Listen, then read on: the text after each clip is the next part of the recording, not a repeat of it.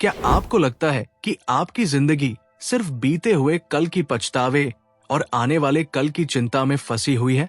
क्या आप भी सुकून और खुशी की तलाश में हैं, लेकिन पता नहीं कैसे पाएंगे? दोस्तों, आज मैं आपको एक ऐसी कहानी सुनाने जा रहा हूं जो आपकी जिंदगी बदल सकती है। ये कहानी है रघु की, जिसने दी पावर ऑफ नाउ से सीखा कि कैसे वर्तमान में जीकर अपनी जिंदगी को पूरी तरह बदल दिया जाए। चलिए इस प्रेरणादायक सफर की शुरुआत करते हैं। यह कहानी है रघु की, जो एक बड़ा व्यापारी था, लेकिन उसके जीवन में खुशी का नामो निशान तक नहीं था। रघु दिन रात बस दो चीजों में उलझा रहता था, भविष्य की चिंता और अतीत के पछतावे। उसका हर दिन इस सोच में बीतता कि बस थोड़ा और मेहनत करूंगा तो भविष्य में सब अच्छा हो जाएगा। लेकिन हर रात वह अपने फैसलों पर पछतावा करता और खुद को कोसता, काश मैंने अतीत में ये गलतियां न की होती। रघु के पास धन दौलत की कोई कमी नहीं थी, लेकिन मानसिक शांति और सच्ची खुशी उसके जीवन से कोसों दूर थी। उसकी ये बेचैनी सिर्फ उसके दिल में ही नहीं थी, बल्कि उसका असर उसकी सेहत और रिश्तों पर भी दिखने लगा था। काम का तनाव, अनजाना डर और अपने परिवार से बढ़ती दूरी ने उसे और अधिक परेशान कर दिया था। वो हर दिन खुद से यही सवाल करता, आखिर मेरे जीवन में शांति और खुशी क्यों नहीं है? एक दिन व्यापार के सिलसिले में रघु एक दूर के गांव में गया।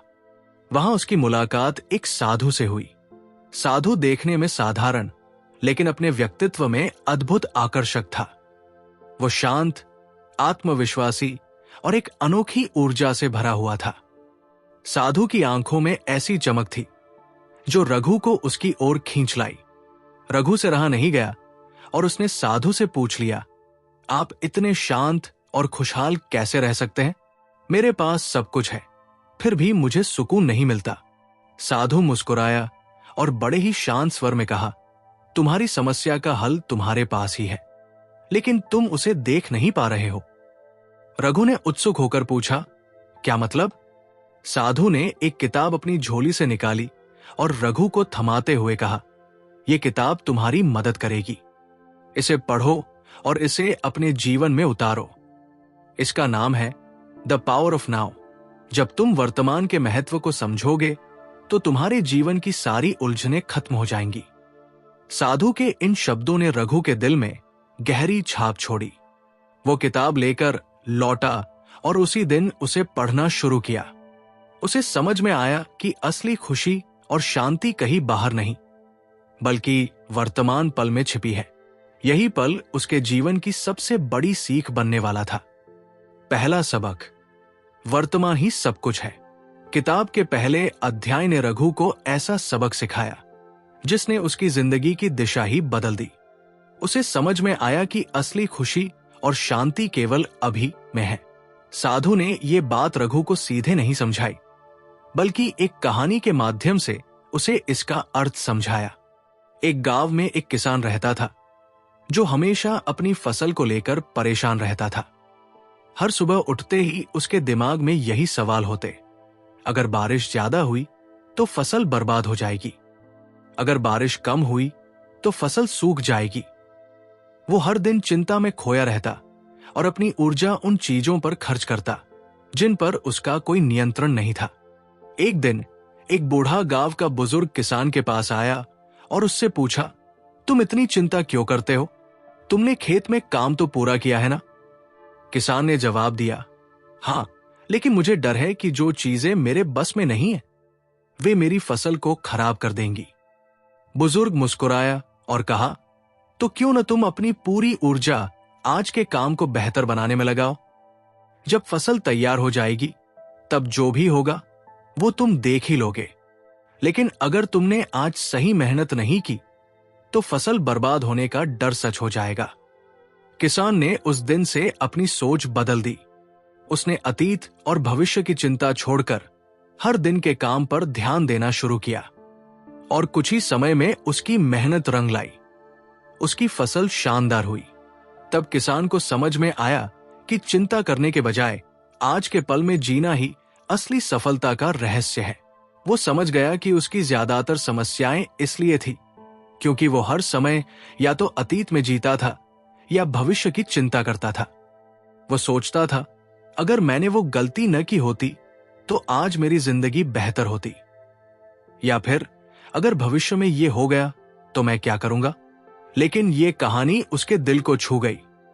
उसने महसूस किया कि हर पल वो अपनी वर्तमान की खुशी और शांति को अनदेखा कर रहा है। वो समझ गया कि अतीत बदल नहीं सकता और भविष्य अभी आया नहीं है, लेकिन वर्तमान वो एकमात्र समय है जिसे वो अपने हाथ में लेकर खूबसूरत बना सकता है।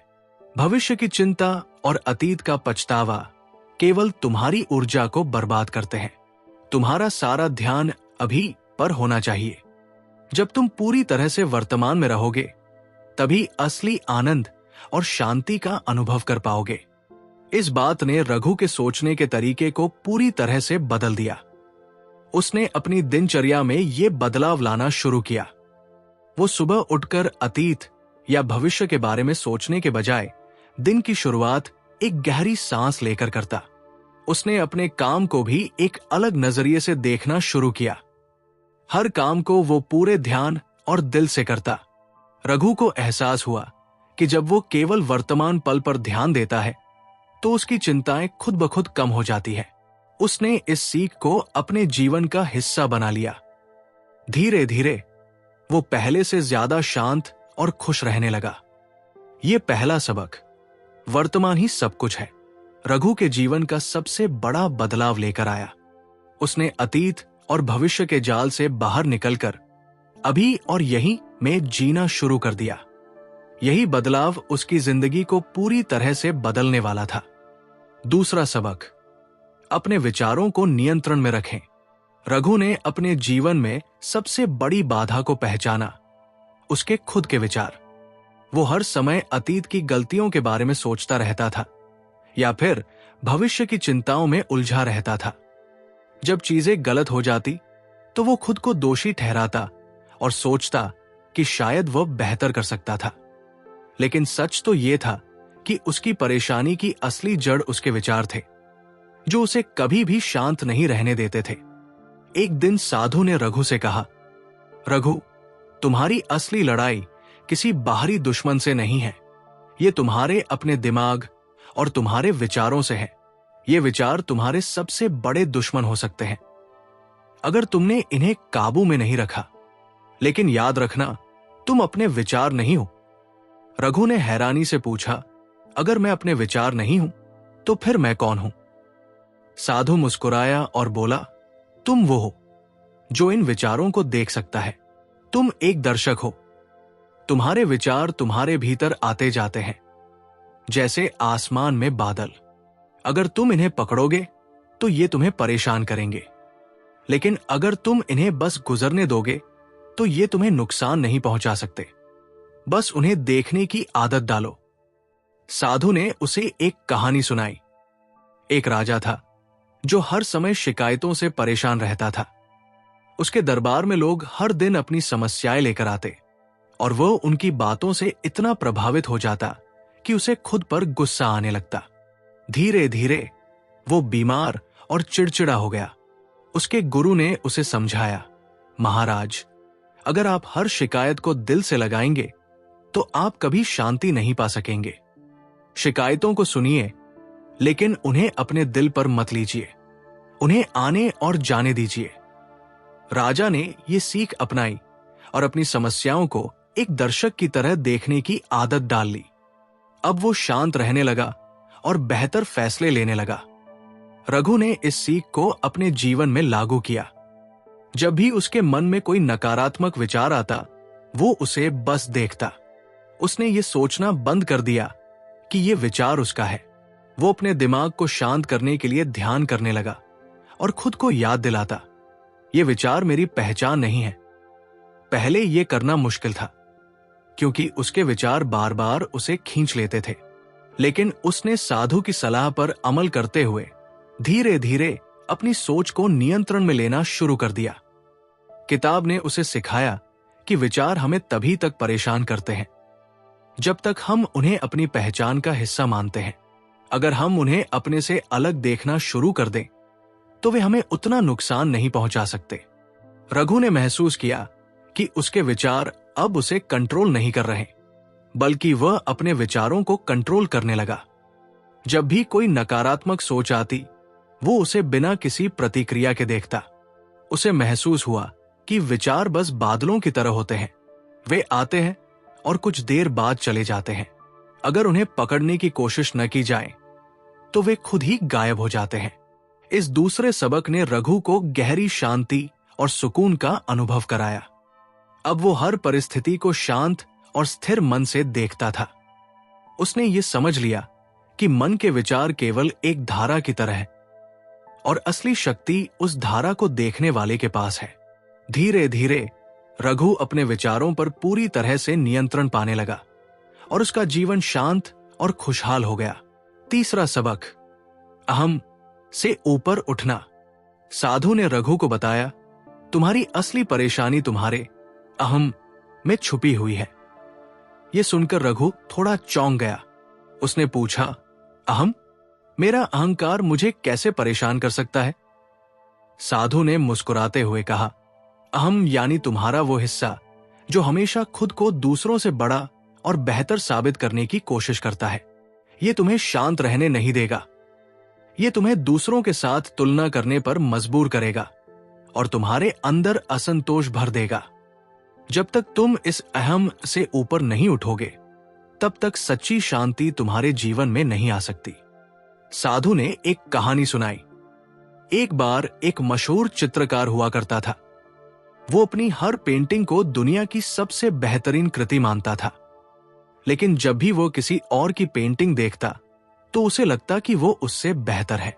इससे वो हमेशा दुखी और असंतुष्ट रहता।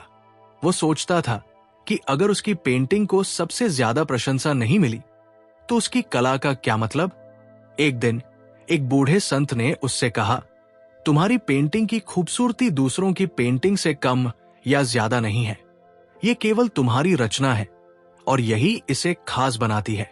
जब तुम दूसरों से तुलना करना छोड़ दोगे और अपनी रचना को बिना किसी प्रतिस्पर्धा के देखोगे, तब तुम सच्चे कलाकार बनोगे। चित्रकार ने इस पर विचार किया और धीरे धीरे उसने अपनी तुलना की आदत को छोड़ दिया। इससे उसकी कला में भी सुधार आया और वो खुद को सच्चा संतोष महसूस करने लगा। साधु ने यह कहानी सुनाकर रघु को सिखाया, जब तक तुम अपने अहम को छोड़ोगे नहीं, तुम दूसरों की दौड़ में उलझे रहोगे। तुम्हारा अहम हमेशा कहेगा कि तुम बेहतर हो या तुम्हें बेहतर होना चाहिए, लेकिन यह सोच तुम्हें कभी खुशी नहीं देगी। इसे छोड़ने का एकमात्र तरीका है खुद को स्वीकार करना। जब तुम ये मान लोगे कि तुम जैसे हो वैसे ही संपूर्ण हो, तब तुम्हारे अंदर की बेचैनी खत्म हो जाएगी। रघु ने इस सबक को अपने जीवन में लागू करना शुरू किया। पहले वो हमेशा सोचता था कि उसे हर स्थिति में खुद को साबित करना है। वो अपने व्यापार, अपनी संपत्ति और अपनी उपलब्धियों को दूसरों से बेहतर दिखाने की होड़ में लगा रहता था। लेकिन ये सीखने के बाद उसने अपनी तुलना करना बंद कर दिया। जब भी वो किसी की सफलता देखता तो वो ईर्ष्या के बजाय प्रशंसा करने लगा। उसने महसूस किया कि हर किसी का अपना सफर है और उसकी तुलना दूसरों से करने का कोई मतलब नहीं। धीरे धीरे उसने अपने अहम को नियंत्रित करना शुरू कर दिया। इस बदलाव ने रघु के जीवन में गहरा असर डाला। अब उसे अपनी उपलब्धियों को साबित करने की कोई जरूरत महसूस नहीं होती थी। वो पहले की तरह दूसरों की नजरों में खुद को बड़ा दिखाने की कोशिश नहीं करता था। इसके बजाय वो अपनी क्षमताओं और अपने सफर का आनंद लेने लगा। रघु ने महसूस किया कि अहम से ऊपर उठना ही असली आजादी है। जब उसने अपने अहम को छोड़ दिया तो उसके जीवन में सच्ची शांति और संतुष्टि का अनुभव हुआ। उसने जाना कि खुद को किसी से बेहतर साबित करने की होड़ में वो अपनी खुशी खो रहा था। अब वो अपने जीवन में संतुलन और आनंद महसूस करने लगा। साधु ने अंत में कहा, जब तुम अपने अहम से ऊपर उठोगे तभी तुम सच्चे रूप से मुक्त होगे। ये आजादी तुम्हें दुनिया की किसी चीज से नहीं मिलेगी। इसे तुम्हें खुद अपने अंदर खोजना होगा। चौथा सबक, शरीर और मन का जुड़ाव समझो। किताब में एक और महत्वपूर्ण बात सिखाई गई थी। हमारे शरीर और मन का आपस में गहरा संबंध है। जब हमारा मन तनावग्रस्त होता है तो इसका सीधा असर हमारे शरीर पर पड़ता है, और जब हमारा शरीर बीमार होता है तो हमारा मन भी अशांत हो जाता है। ये दोनों एक दूसरे के साथ जुड़े हुए हैं और इनका संतुलन बनाए रखना जीवन में शांति और खुशहाली लाने का सबसे बड़ा रहस्य है। साधु ने रघु को एक उदाहरण दिया। एक किसान हर दिन कड़ी मेहनत करता था, लेकिन उसके अंदर हमेशा बेचैनी रहती थी। उसका मन लगातार काम, पैसों और फसल की चिंता में उलझा रहता था। धीरे धीरे उसकी सेहत खराब होने लगी। उसकी पीठ में दर्द रहने लगा और उसे नींद नहीं आती थी। एक दिन गांव के एक योगी ने उससे कहा, तुम्हारा शरीर तुम्हारे मन की स्थिति का आईना है। जब तुम्हारा मन तनाव में रहता है तो तुम्हारा शरीर भी थकने लगता है। अगर तुम अपने शरीर और मन का ख्याल रखोगे तो तुम्हारी समस्याएं कम हो जाएंगी। योगी ने किसान को रोजाना सुबह ध्यान करने और अपने शरीर की हर हरकत को महसूस करने की सलाह दी। किसान ने इसे अपनाया। उसने देखा कि जब वो ध्यान करता था तो उसका मन शांत हो जाता था और धीरे धीरे उसकी शारीरिक तकलीफें भी कम होने लगी। साधु ने रघु को यह कहानी सुनाते हुए कहा, तुम्हारा शरीर और मन एक साथ काम करते हैं। अगर तुम्हें अपने जीवन में शांति और खुशहाली चाहिए तो तुम्हें अपने मन और शरीर दोनों को संतुलित करना होगा। इसका सबसे आसान तरीका है ध्यान। ध्यान तुम्हें अपने अंदर की ऊर्जा से जोड़ता है और तुम्हारे विचारों को शांत करता है। रघु ने इस सबक को तुरंत अपनाने का फैसला किया। उसने साधु से पूछा, लेकिन ध्यान कैसे करूं? यह तो बहुत मुश्किल लगता है। साधु ने मुस्कुराते हुए कहा, ध्यान मुश्किल नहीं है। बस हर दिन कुछ मिनट निकालो और अपनी सांसों पर ध्यान दो। अपने शरीर की हर छोटी छोटी हरकत को महसूस करो। जब तुम्हारा मन इधर उधर भटकने लगे तो उसे प्यार से वापस सांसों पर लाओ। यह प्रक्रिया तुम्हारे मन को शांत करेगी और तुम्हारे शरीर को ऊर्जा से भर देगी। रघु ने साधु की बात मानकर इसे अपने जीवन में शामिल कर लिया। अब वो रोज सुबह कुछ समय के लिए ध्यान करता। ध्यान के दौरान वो अपनी सांसों पर ध्यान केंद्रित करता और अपने शरीर की हर हरकत को महसूस करता।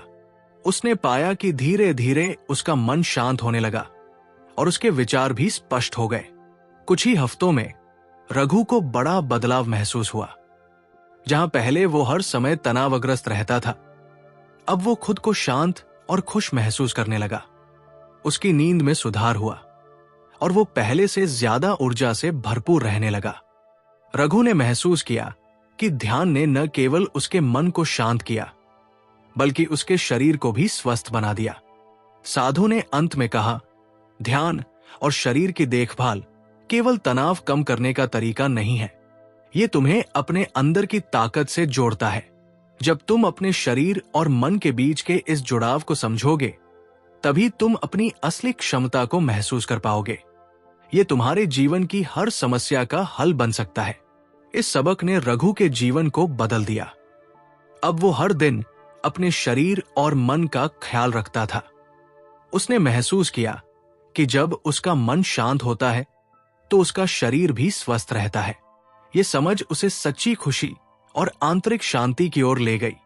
पांचवां सबक, स्वीकृति में शक्ति है। रघु ने जो सबसे महत्वपूर्ण सबक सीखा वो था स्वीकृति। ये समझना कि जीवन में हर चीज को नियंत्रित नहीं किया जा सकता और जो कुछ भी हो रहा है उसे स्वीकार करना ही सच्ची शक्ति है। साधु ने रघु से कहा, जो है उसे वैसे ही स्वीकार करो जैसे वो है, क्योंकि यही सच्चाई है।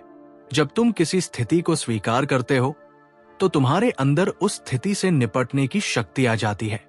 स्वीकृति तुम्हें अतीत और भविष्य की उलझनों से मुक्त करती है और तुम्हें वर्तमान में जमीनी मजबूती देती है। साधु ने रघु को एक किसान की कहानी सुनाई। एक बार एक किसान की पूरी फसल बर्बाद हो गई।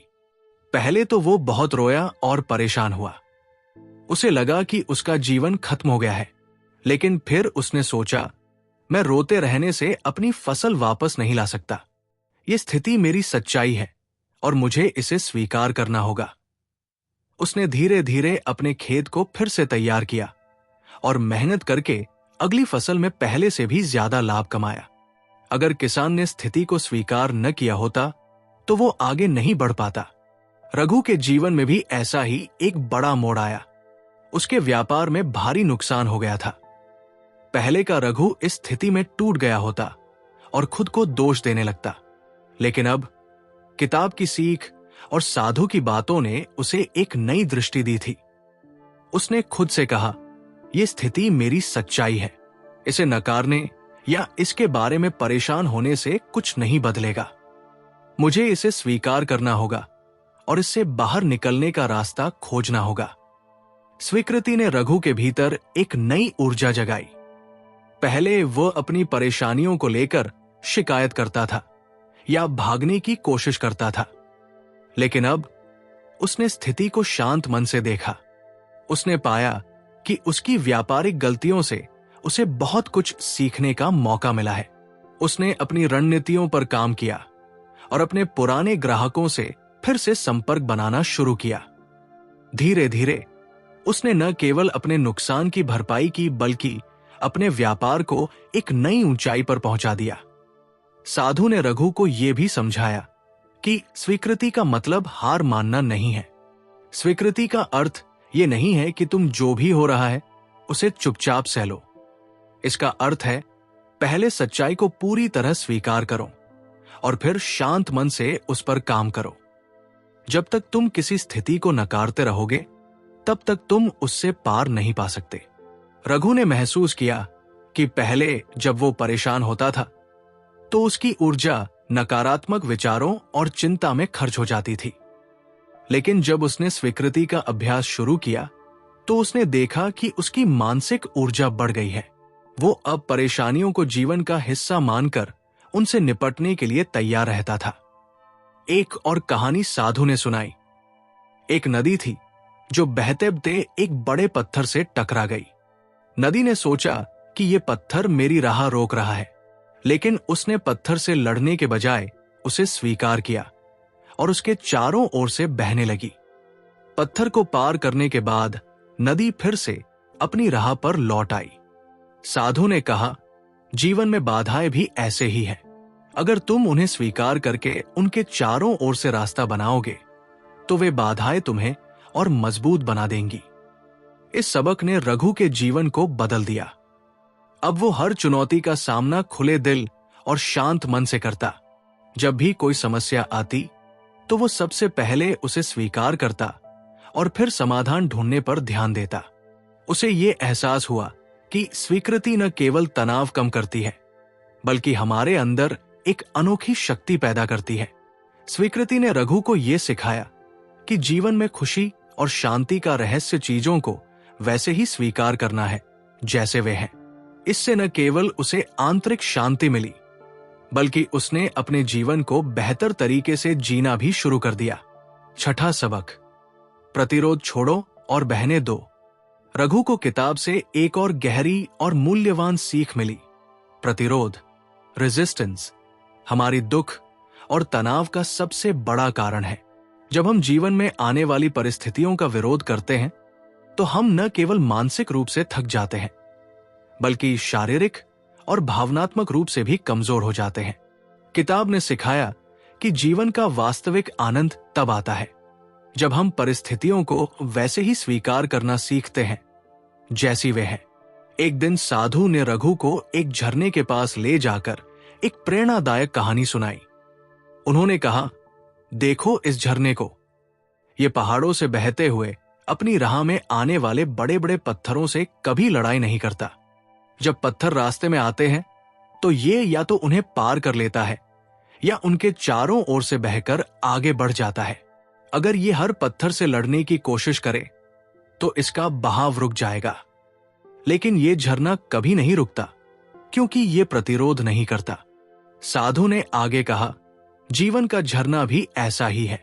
जब तुम जीवन की कठिनाइयों से लड़ने की कोशिश करते हो तो तुम थक जाते हो और रुक जाते हो।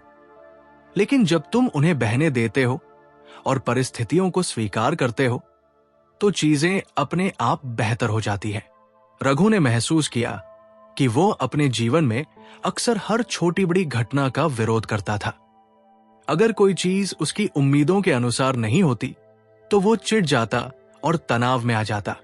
उदाहरण के लिए, व्यापार में अगर कोई सौदा उसकी योजना के अनुसार नहीं चलता, तो वो बहुत परेशान हो जाता था और दिन रात उसी के बारे में सोचता रहता। अब रघु ने साधु की सलाह पर अमल करना शुरू किया। उसने खुद से वादा किया कि वो जीवन के हर पल को वैसे ही स्वीकार करेगा जैसा वह है। उसने महसूस किया कि हर परिस्थिति को स्वीकार करने का मतलब हार मानना नहीं है, बल्कि इसका मतलब है उसे समझना और उसके साथ तालमेल बनाना। धीरे धीरे रघु ने प्रतिरोध छोड़ना सीख लिया। उसने महसूस किया कि जब वो किसी स्थिति को बदलने की कोशिश किए बिना उसे स्वीकार करता है, तो उसका मन अधिक शांत रहता है। उदाहरण के लिए, जब व्यापार में नुकसान हुआ, तो पहले वो हफ्तों तक परेशान रहता था, लेकिन अब उसने नुकसान को एक अनुभव के रूप में देखा और शांत मन से अगली रणनीति पर काम किया। इसके साथ ही रघु ने यह भी देखा कि जब वो किसी बात का विरोध नहीं करता, तो समाधान अपने आप सामने आने लगता है। उसने समझा कि जीवन के प्रवाह को स्वीकार करना, उस पर भरोसा करना और उसमें बहना ही सच्चा आनंद है। कुछ समय बाद रघु ने महसूस किया कि उसका तनाव काफी कम हो गया है। उसकी नींद बेहतर हो गई और वो पहले से ज्यादा सकारात्मक और ऊर्जावान महसूस करने लगा। अब उसे यह समझ आ गया था कि हर स्थिति को स्वीकार करना, जीवन में बहाव के साथ चलना और प्रतिरोध को छोड़ देना ही मानसिक और भावनात्मक शांति का सबसे बड़ा स्रोत है। 7वां सबक, वर्तमान में क्रिया करो, परिणाम की चिंता छोड़ो। किताब के इस अध्याय ने रघु के जीवन का एक और बड़ा परिवर्तन किया। यह सबक बेहद सरल लेकिन गहराई से प्रभावी था। वर्तमान में क्रिया करो और परिणाम की चिंता छोड़ दो। साधु ने इसे समझाने के लिए गीता का प्रसिद्ध श्लोक सुनाया, कर्मण्येवाधिकारस्ते मा फलेषु कदाचन। अर्थात तुम्हारा अधिकार केवल कर्म करने पर है, परिणाम पर नहीं। रघु ने पहले कभी इस दृष्टिकोण पर ध्यान नहीं दिया था। वो अपने जीवन और व्यापार में हमेशा परिणामों पर केंद्रित रहता था। हर काम करते समय उसके दिमाग में बस यही चलता था कि इसका परिणाम क्या होगा। उदाहरण के लिए, अगर वो किसी बड़े ग्राहक से डील करता, तो उसके मन में केवल लाभ और नुकसान के विचार होते। इस वजह से वो अक्सर बेचैन और तनावग्रस्त रहता था। एक दिन साधु ने रघु से कहा, जब तुम किसी काम को केवल परिणाम के लिए करते हो, तो उसमें आनंद नहीं रहता, लेकिन जब तुम काम को पूरी तरह वर्तमान में जीकर करते हो, तो वो काम खुद एक सुखद अनुभव बन जाता है। साधु ने इसे समझाने के लिए एक बगीचे की कहानी सुनाई। उन्होंने कहा, एक माली जो पौधे लगाता है, अगर वो हर दिन केवल इस बात की चिंता करे कि फल कब आएंगे, तो वो कभी खुश नहीं रह सकता। लेकिन अगर वो हर दिन पौधों की देखभाल पूरी उपस्थिति के साथ करे, उन्हें पानी दे, उनकी मिट्टी को पोषक बनाए और उनकी पत्तियों को साफ करे, तो वो प्रक्रिया खुद में आनंददायक बन जाती है और अंत में फल अपने आप आ जाते हैं। रघु ने महसूस किया कि वो भी एक माली की तरह है। उसने ये सीखा कि जीवन में सफलता केवल परिणाम पर निर्भर नहीं करती, बल्कि इस पर निर्भर करती है कि हम अपनी क्रिया कैसे करते हैं। उसने ये निर्णय लिया कि अब वो हर काम को पूरी ईमानदारी और समर्पण के साथ करेगा, बिना इस चिंता के कि परिणाम क्या होगा। रघु ने इस सोच को अपने व्यापार में लागू किया। पहले वो सिर्फ मुनाफे की चिंता करता था, लेकिन अब उसने अपना ध्यान काम की गुणवत्ता पर केंद्रित कर लिया। जब वो अपने कर्मचारियों से बात करता, तो पूरी तरह से उनकी बात सुनता। जब वो किसी प्रोजेक्ट पर काम करता, तो अपनी पूरी ऊर्जा और ध्यान उसमें लगाता। उसने पाया कि जब वो अपने हर काम को पूरी उपस्थिति के साथ करता है, तो न केवल उसका प्रदर्शन बेहतर होता है, बल्कि परिणाम भी अपने आप अच्छे होने लगते हैं। इसके साथ ही रघु ने महसूस किया कि परिणाम की चिंता छोड़ देने से उसका मानसिक तनाव कम हो गया है। अब वो किसी भी काम को बोझ की तरह नहीं, बल्कि एक अवसर की तरह देखता था। हर दिन का हर छोटा या बड़ा काम उसके लिए एक नया अनुभव बन गया था। कुछ महीनों बाद रघु को एहसास हुआ कि उसके व्यापार में न केवल सुधार हुआ है, बल्कि उसकी जीवन शैली भी सकारात्मक हो गई है। वो पहले से ज्यादा खुश और शांत महसूस करता था। उसने ये समझ लिया था कि जब आप वर्तमान में पूरी तरह से जीते हैं और क्रिया पर ध्यान देते हैं, तो जीवन स्वाभाविक रूप से सही दिशा में बहने लगता है। साधु ने उसे अंत में याद दिलाया, जीवन एक यात्रा है, मंजिल नहीं। अगर तुम हर पल को पूरी तरह से जीने का आनंद लेते हो, तो तुम असल में जीने का अर्थ समझते हो। परिणाम केवल उस यात्रा का हिस्सा है, लेकिन असली आनंद यात्रा में है। निष्कर्ष। तो दोस्तों, ये थी किताब द पावर ऑफ नाउ से कुछ अनमोल सबक, जिन्होंने रघु की जिंदगी बदल दी। उसने सीखा कि वर्तमान में जीने का मतलब क्या होता है, कैसे अपने विचारों को नियंत्रित करें, अहम से ऊपर उठें और जीवन को स्वीकृति के साथ अपनाएं। इन सबक ने न केवल उसकी मानसिक शांति लौटाई, बल्कि उसे एक बेहतर इंसान भी बनाया। अगर आप भी अपनी जिंदगी में शांति और खुशहाली लाना चाहते हैं, तो इन सबक को अपनाइए। याद रखें, हर बदलाव की शुरुआत अभी से होती है। आप भी आज से ही इन बातों को अपने जीवन में शामिल करके एक नई शुरुआत कर सकते हैं।